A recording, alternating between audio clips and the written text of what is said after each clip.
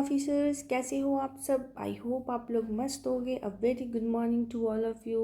और अभी बज रहे हैं मॉर्निंग के 4:10 AM। कैसे हो आप लोग एंड हाउ इज़ द जोश? सो रोल ऑफ हम लोग पढ़े थे रिट्स लास्ट में, एंड हमने देख लिया था ये डिफरेंस बिटवीन जो सुप्रीम कोर्ट और हाई कोर्ट के राइट रिट्स है। Now we will see writs जो है उसको हम डिटेल में देखते हैं। तो सुप्रीम कोर्ट जो है आर्टिकल 32 है और हाई कोर्ट में 226 है। Both can issued a habeas corpus mandamus prohibition certiorari and quo warranto. आपको पता है कि सुप्रीम कोर्ट के लिए जो है fundamental right is a narrower है ना, और इसके लिए वाइडर है। यहाँ पे हमने ये सब देख लिया था।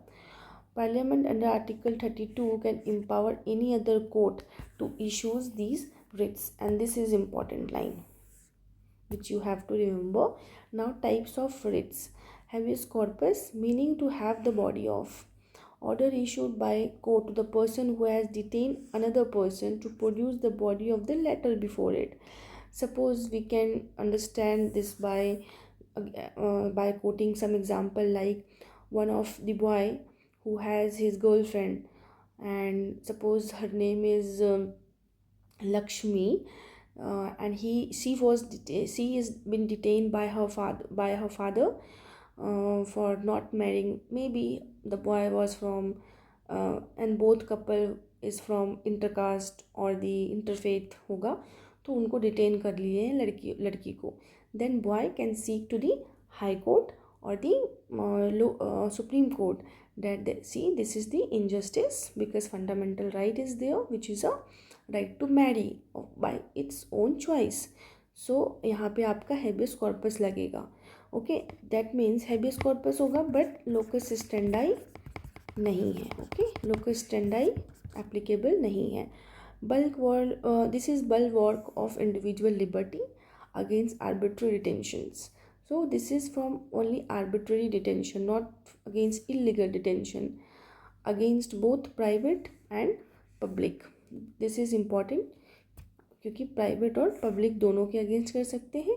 Not issued when detention is lawful. अब अगर डिटेंशन लॉफुल हो, इलीगल ना हो, लाइक मर्डर हो, क्राइम हो भाई, तो उसके लिए there is no writs which is provided to the name call habeas corpus. Proceeding for contempt of court detention is by competent court. Detention is outside the बकवास mandamus. Next is meaning we command direct activity.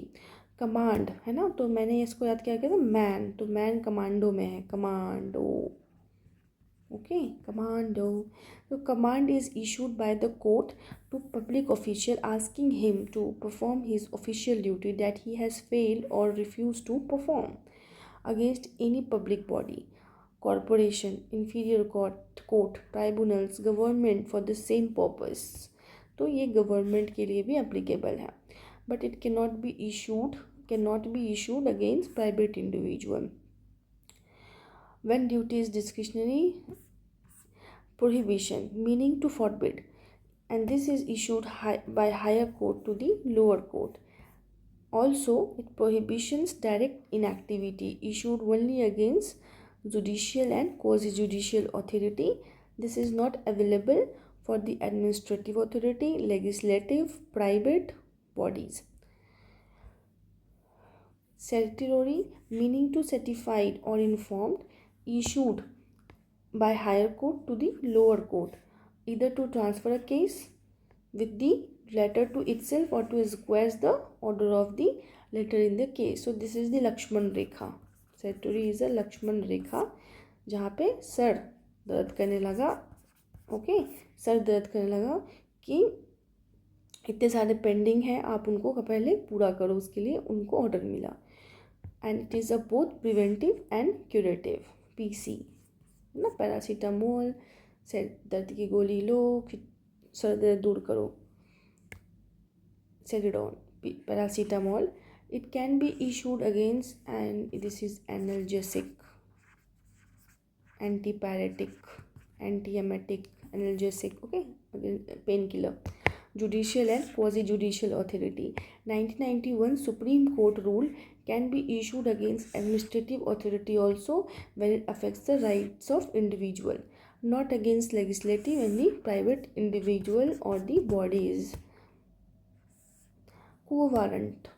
Quo warranto meaning by what? Authority or warrant. This is issued by the court to inquire into legality of claim of person to public office. तो आपकी जो है को warrant है ना, क्यों है ना, को वारंट किस हक से आपने मुझे बोला, उस टाइप से है ना, किस हक से आप ये काम किए, legality of the claim. Prevents illegal usurpations of public office by person. Issued only in the case of substantive public office by person, cannot be issued against ministerial office and private office. Can be sought by an interested person, not necessarily by an aggrieved person. Against here locus standi is not applicable. Article 33. Parliament can restrict it or abrogate by law fundamental rights in the application to. तो ये arm forces, police force, intelligence agency, कहाँ आपको कितने बोलने हैं, इस type की है. Parliamentary law enacted under article 33 can also exclude the court martial tribunals established under the military law. Tribunals तो है ना कंटोनमेंट में, सारे जगह अलग से होते हैं वो. Article 32. 34. When the martial law is in force in any area within territory of India, the FR can be restricted. Declaration of martial law does not, तो ये आप खुद से पढ़ लेना. It empowers the parliament to indemnify any government servant or any other person for any act done by him. और ये cannot be challenged in any court. Article 35. Article 35 lays down that the power to make law to give effect to certain specified fundamental right shall vest only in the parliament, not in the state legislature. This is important. Okay, कि जो भी laws बना सकते हैं वो सिर्फ exclusive parliament ही बना सकते हैं, कोई स्टेट लेजिस्लेचर नहीं बना सकते. Ensure there is uniformity throughout India with regard to the nature of those fundamental rights and punishment. तो ऐसा नहीं है कि छत्तीसगढ़ में फंडामेंटल राइट की कुछ चीज़ें हुई, मतलब फंडामेंटल राइट की हनन हुई, तो छत्तीसगढ़ में कुछ और सुनाएंगे और आपके यूपी में कुछ और होगा. There should be an uniformity between the जो भी आपको सज़ा मिली या पनिश किया गया. आर्टिकल 16, 32, 33, 34 पार्लियामेंट नॉट, और ये जो आपके आर्टिकल 35 जो बात यूनिफॉर्मिटी की हो रहे हैं, उससे आपको पता है आर्टिकल 16 क्या है, 32 क्या है, 33 क्या है, 34 क्या है. Parliament not state legislature decides punishment under article 17 and 23. अगर आर्टिकल 70 और 23 की हनन होती है तो again the parliament is who is the body who decides what the punishment should be given, not the state legislature. Article 35 extends the competence of the parliament to make law on the matter specified above, although some of those matter may fail within the sphere of the state legislature, state list. और sorry this is fall, अगर कोई state legislature में भी है mention, sorry state list में which is a concurrent list में अगर present है, मतलब कॉन्करेंट नहीं स्टेट लिस्ट में है, वो भी उस पर भी पार्लियामेंट जो है आपकी डिसीज़न ले सकता है. ओके, सो आपका आर्टिकल 25 में है ये. अब हम देख लेते हैं differences between fundamental rights, DPSP and fundamental duty. सबसे पहले डीपीएसपी कहाँ से लिया गया एंड फंडामेंटल ड्यूटीज़ कहाँ से लिया गया. USSR and your DPSP from Ireland. Okay, fundamental rights देख लेते हैं. This is justiciable, DPSP is non justiciable, and our fundamental duties again non-justiciable. Fundamental rights, political justice, it gives economic and social justice. Fundamental duties, it's mere duty. Legal sanction is provided in the fundamental right if you crossing that fundamental rights. Okay, no legal sanction, no force of sanction as such needs special law to enforce sanction. Automatically enforced, not automatically enforced, not automatically enforced.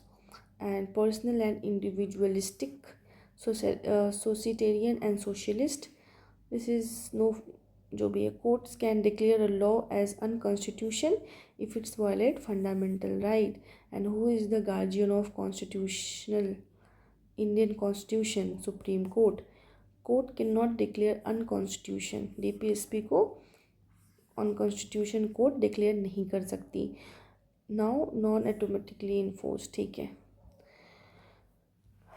Then अब हम लोग देखेंगे थोड़ी देर में fundamental duties. Now we are done with the fundamental rights. आप, I hope आपको समझ में आया होगा.